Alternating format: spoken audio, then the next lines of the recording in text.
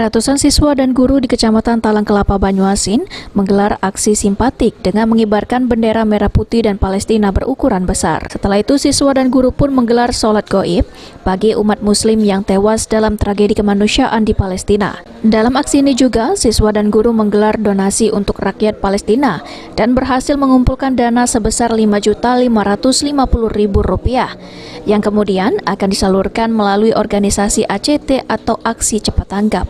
Alexander, Ketua Yayasan Mufidatul Ilmi, menerangkan jika aksi simpati digelar atas kerjasama pihak sekolah dan ormas-ormas di Kabupaten Banyuasin yang diharapkan dapat memupuk jiwa sosial dan kemanusiaan pada siswa-siswi Mufidatul Ilmi.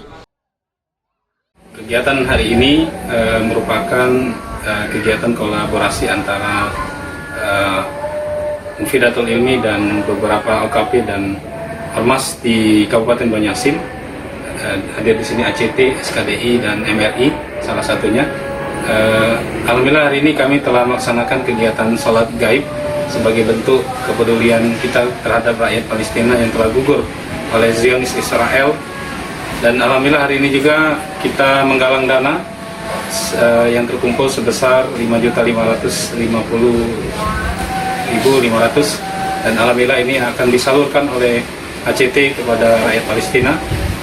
Kemudian hari ini juga dibentangkan bendera Palestina dan Indonesia sebagai bentuk solidaritas rakyat Indonesia terhadap Sulaiman, PAL TV.